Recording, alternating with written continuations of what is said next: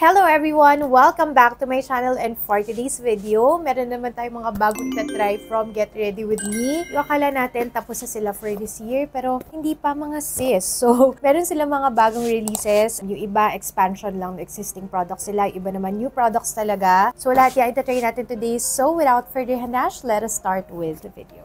So, just a quick rundown kung ano yung mga meron akong products dito kasi sobrang dami talaga mga sis. So, I have here brushes. Actually, naka-add to cart na to sa akin, and buti na lang, di ko pa na-check out kasi magbibigay pala sila. I also have itong mga radiance tints sila. It's a mix of complexion shades, pati yung mga bago nilang color corrector shades. We also have, which I'm most excited about, yung mga new shades ng blushes nila. And of course, itong Brow Pen Pro na ang tagal ko nang hinihintay from Get Ready With Me because I'm a brow pen girly. So, mag-start muna tayo, I think, with the radiance tint. Kasi actually, guys, on this side, nakapaglagay na ako ng radiance tint as my concealer. So, dito ko na lang siya try on cam on this side. Kasi, tinry ko which shade talaga yung match sa akin for the under eyes. Okay, so here's the first row. Ito yung new Radiance Tint complexion shades nila. So, starting with Butter. Butter is light, medium, warm, olive. And then this is Beige, which is medium, cool, warm. This is Golden Sand, which is medium, warm, olive. So, itong dalawang to, guys, ito si Custard sa kanilang existing shade. So, ito yung current na ginagamit ko sa under eyes ko. I think Custard is neutral undertone. And this one, kung naalala nyo guys, dun sa kanilang previous formulation, which is nasa ganitong packaging, 12 and Beige yung shade na gagamit ko noon before. And as you can see, hindi sila magkapares exactly ng shade ni Beige dito sa kanilang new shade sa Radiance Tint. But, ang pinaka-match niya is si Golden Sand. So, sabi ni Mi, si Golden Sand yung new Beige. Again, ito yung Beige sa old formulation. So, para lang meron kayong reference kasi ako pwede ko ring magamit tong si Golden Sand since yan yung parang counterpart ni 12 and Beige sa dati nilang formulation. Just to mention, hindi ko alam kung ako lang ha, medyo nako-confuse lang ako when it comes to their shade descriptions dito sa Radiance Tints. Like, iniisip ko lang, for example, ako yung consumer na wala talaga sa akin on hand itong mga shades na to, and magbe-base lang ako sa description nila. Like, for example, itong kay Beige, ang description nila is medium, cool, warm. Ang understanding ko kasi, iba yung cool sa warm. Kapag warm, hindi siya cool. Kapag cool, hindi siya warm. Pati dito kay Golden Sand na medium, warm, olive. Diba iba ang olive undertone sa warm undertone? Kasi kapag warm undertone, diba yellow undertone siya. But based on the swatches on the actual shades nila, pwedeng mag-work sa akin actually either si Beige, Golden Sand, and pati si Custard. So these are all the shades sa kanila namang correctors and shifters. So for the shifter shades, they have yellow and blue. So si yellow if you want to warm up yung mga existing complexion na products. And si blue naman if you want to neutralize. And for their correctors, they have pink, which is a very light pink. So ito raw nakaka-neutralize ng yellow and green undertones. And they have lavender, which is a very light purple, which neutralizes yellow undertones as well and can be used as a brightening na corrector. So, there you go. So, maglagay lang din tayo here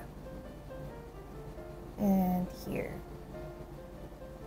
Actually, itong si shade na Golden Sand, since may pagka-olive undertone siya, okay siya to color correct na rin at the same time dun sa mga areas na meron kayong redness. Like for example here, meron akong slight redness dyan, and instantly na-neutralize niya kasi nga because of its undertone. There you go. Gusto ko yung ganyang effect lang, yung very natural. Mas undetectable na naka-makeup ka kapag hindi super lutang yung shade ng concealer na ginagamit mo for your under eyes. On some days lang naman, if I'm going for a very natural look, ganyan yung bet ko na shades. So, I will just set my face with powder using itong Get Ready With Me na tapered powder brush. So, ganito yung mga gusto ko if napanood niyo yung brush collection video ko. When it comes to powder brushes, yung paganyan siya. Tapos, ang lambot din ito guys, in fairness. So, I will be using itong Get Ready With Me na Velvet Setting Powder. I'm in the shade Buff. Just to set my under eyes, since kakalagay lang natin ng Radiance Tint. In fairness, ang lambot nitong brush na to ha. Ang lambot pa siya dun sa, pinakita ko dun sa video ko na favorite ko from OVW.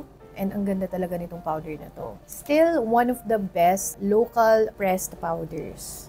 There you go. Next product are the Get Ready With Me Brow Pen Pro. So, this is a new product from the brand. And this costs 349 pesos. So, ganito yung packaging niya. Actually, kakulay siya nung Brow Lift Max nila, kung naalala nyo. And then, super love ko yung tip niya kasi ang nipis talaga. And it's a brush tip. Actually, micro brush tip pala for precision. Tapos meron daw tong long wearing formula. It is water and budge resistant and it is matte finish. So they have a total of 4 different shades. So starting with the shade Peanut. So si Peanut is a medium brown with neutral undertone. Then this is Coffee, which is dark brown with neutral undertone. This is in Taupe, which is grayish brown with cool undertone. And lastly is in the shade Ash, which is deep gray with cool undertone. So ang napansin ko lang din guys is medyo close yung mga shades, especially itong si Peanut and si Coffee. I don't think merong very distinct difference, lalo na if i-apply nyo na siya sa kilay. I-try natin siya on one side muna. So I will be using the shade Peanut. Okay, let's start here.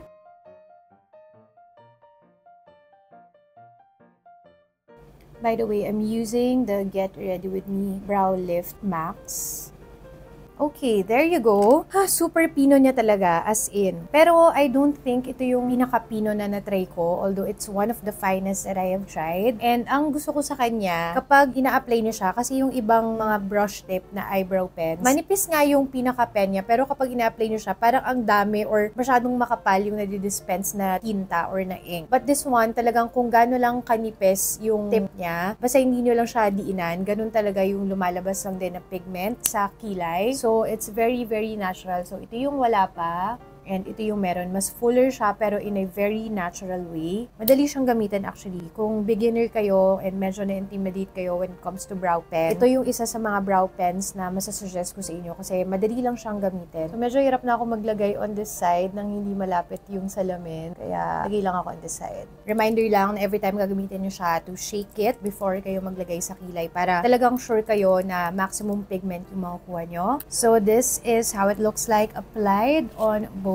brows. Super duper natural. As in, para lang talaga ako nagdagdag ng buhok. As you can see. And super sakto lang din yung shade na Peanut sa akin if gusto ko yung very soft lang na looking na brows. Since hindi siya ganun ka-dark or pigmented unlike yung mga next shades. I like it. Madali siyang gamitin. Lalo na for someone na sanay na sa brow pen. And ang nagustuhan ko rin sa kanya, matte siya. Hindi siya makintab. So, tama nga yung claim nila na it has nilaglag na naman. Tama nga yung claim nila na it has a matte finish. Actually, share ko lang, dinala ko to nung weekend kasi nag-outing kami nung weekend sa Subic kasi namangka kami. So, tinry ko to doon para talagang ma-wear test siya. And in fairness sa kanya, nag-stay siya throughout the day. And dapat magpipicture-picture pa ako nung pag-wear test ko. Pero ang ate nyo ay nalasing. I mean, hindi naman yung super lasing. Tinamaan, kaya hindi ako nakapag-update. Pero I can assure you guys na buong araw na yun, ang dami namin activities, water activities, party, sayaw-sayaw, ganyan, with my family. Hindi talaga siya nawala. As in, hanggang gabi, nandun pa rin yung kilay ko. I can say that this is, yes, water and budge resistant. Ayan. Check din natin tong nasa kamay ko. Ayan. Kahit ganyan-ganyan ninyo, hindi talaga siya gagalaw. Lastly, dito talaga ako pinaka-excited. So, we will be trying out their new blushes. So, meron na silang baked blushes, which I'm most excited about. Meron silang baked blush with shimmers. And they also have pressed blushes. Actually, to be honest, dito ako medyo nako-confused kasi ang nakalagay dito sa binigay nila na guide is that this is a pressed blush. But, nung nakita ko yung mga post nila sa Instagram, ang sabi nila this is an eye brightener, which medyo na-confuse ako kasi parang bihira yung gagawa ka talaga ng dedicated product for eye brightening na powder. Eh, meron na naman din silang mga velvet setting powder for that. So, I'm not sure pa itatry natin kasi nakita ko rin na sinwatch to, I think, ni Jelly Eugenio. And hindi talaga nag-show sa kanya. As in, parang powder lang yung lumalabas. So, let's see. Dahil dyan, dito muna tayo mag-start. So, this is, I don't know kung pressed blush, pero pressed blush na lang yung tawag ko sa kanya kasi yun din yung nakalagay sa likod nitong pan. So, they have 4 shades. So, this is in the shade Kumi, this is in Quincy, this is Shiloh, and this is Rohan. These are all the 4 shades once swatched at the back of my hand. So, this is again in Kumi. So, si Kumi is a light, bright peach with warm undertone. This is in the shade Quincy, which is a light nude peach with warm undertone. This is in the shade Shiloh, which is a light peach pink with warm undertone. And lastly, is in the shade Rohan, which is light nude pink with neutral undertone. So, ito, hindi nyo siya halos makita sa skin ko. So, let's see. Sige, try natin. Starting with Kumi. Ito si Kumi. So, gagamitin ko na lang din yung same powder brush. I'm not sure if merong lalabas. Wait, kuha tayo ng mirror. Parang pumuputi lang yung cheeks ko. So yes, definitely for those na merong medium skin tone like me, hindi talaga siya obra as a blush. I think that's why tinawag din nila na eye brightener kasi very few skin tones lang siguro yung magsushow talaga tong shade na to. Ito yung wala, ito yung meron. So let's try naman si shade na Quincy on the other side. Yeah, pumuti lang din talaga yung under eyes ko. Although, I can say na it's something na kaya rin gawin ng pressed powder na meron ako. So, as a blush, ligwak talaga siya sis. As in, hindi siya lumilitaw sa akin. Next is Shillow. Try natin si Shillow. Sobrang bright niya sa akin. As in, mas na-enhance lang yung laki ng cheeks ko. So, last is si Rohan. Try lang natin just to really see. Si Rohan, medyo nag-show pa siya. Ito si Shillow, as in pale talaga. Meron naman siya, pero sobrang light lang. So sa akin, unless super duper puti mo, as in kung ikaw yung as in sobrang pale fair na skin tone, I think dun lang may chance na mag-show to, pero I'm not sure up to what extent. Pero for me, as in, hindi talaga siya obra sis as a blush. At the same time, as an eye brightener, if hindi nila to binigay sa akin, I wouldn't buy it myself kasi gagawa na naman din yun ng mga existing na powders na meron ako. So, medyo alanganin pa ako dito sa mga shades na to. But anyway, dito muna tayo kung saan ako pinaka-excited dito sa kanilang Baked Blushes. And by the way, meron pa pala silang isang additional pressed blush shade pero later na natin siya iswatch since mas deep siya. So, dito muna tayo sa kanilang pressed blushes. As you can see, ang ganda-ganda niya sa pan pa lang mga sis. As in, I loved Baked Blushes. So, these are all the shades sa kanilang Baked Blushes starting with Luna. So, si Luna is light peach with warm undertone. This is in Sola, which is medium dusty rose with neutral undertone. And this is in Hera, which is deep dusty rose with cool undertone. Ang ganda ng mga shades. Ang ganda kapag baked blushes kasi wala siyang shimmer pero as you can see, meron siyang natural sheen. Okay, winipe ko naman tong brush na to. We'll use this again. So on this side, let's try si shade na Luna. Light peach lang talaga si Luna. I think this will work best for those na merong fair to light skin tones. But mag-work pa rin naman siya to those na merong medium skin tone like me. You can use it on its own if you want a very light na blush lang. Or you can use it as a blush topper. Ayan. Very subtle lang siya na blush. Ang ganda nung sheen niya. Very natural sheen. On the other side, let's see you see Sola.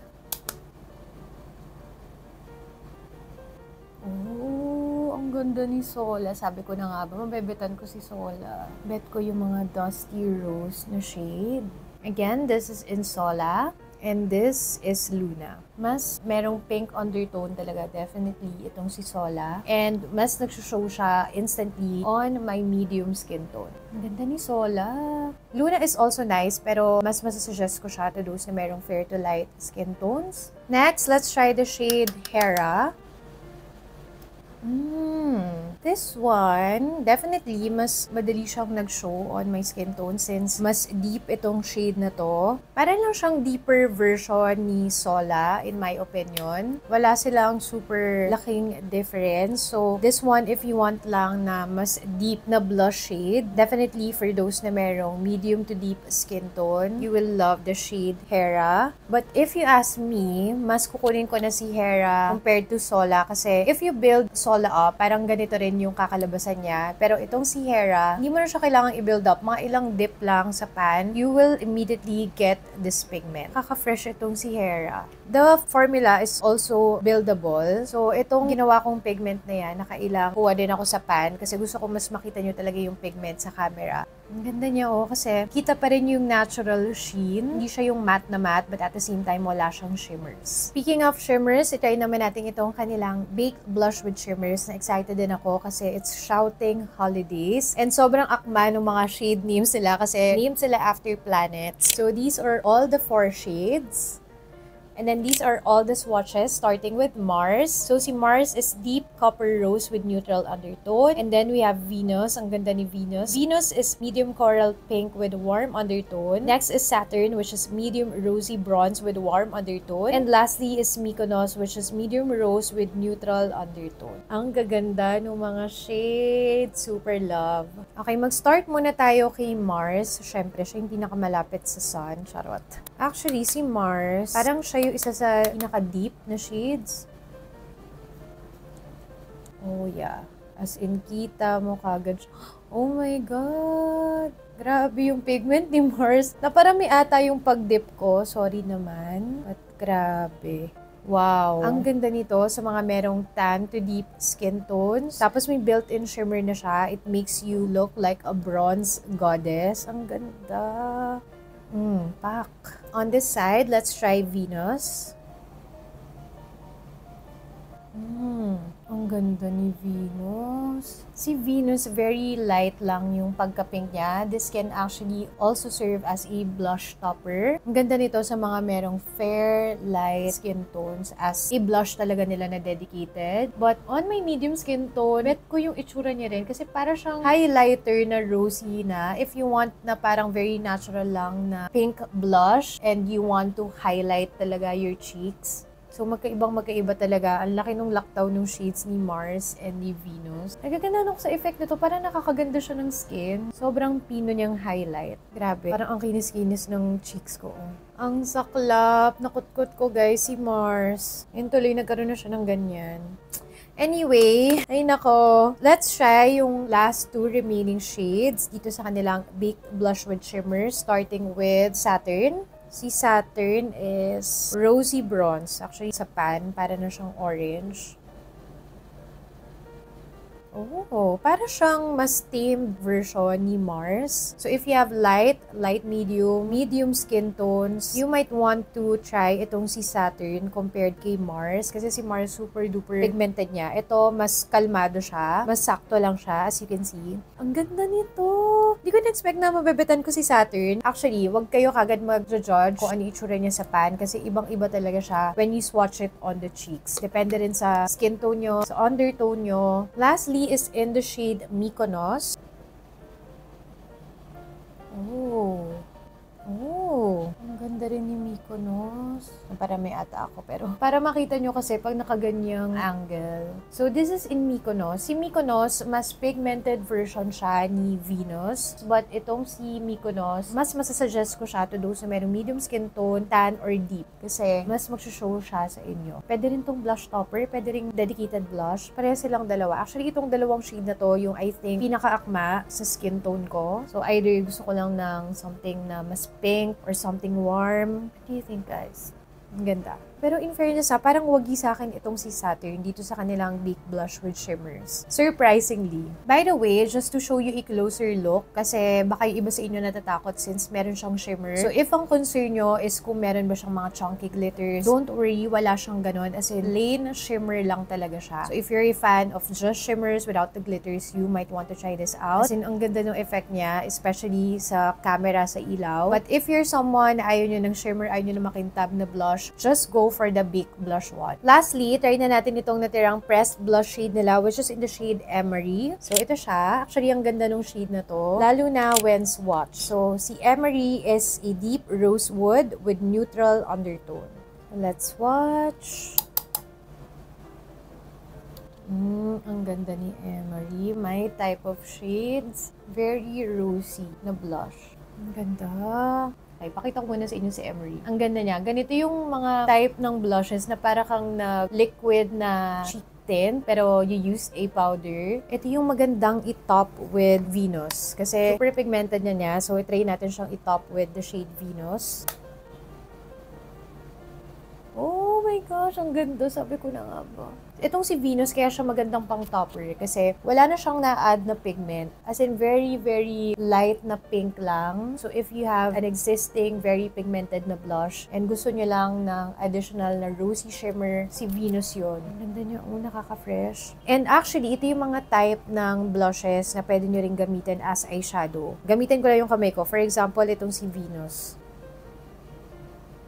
Diba? Pwede siya. For example, itong si Saturn. Kahit kamayin nyo lang or brush. Diba? Yung mga effortless na eyeshadow kasi with built-in shimmer na siya. So, para kang nag-effort. Pero kinamay mo lang talaga ng 5 seconds.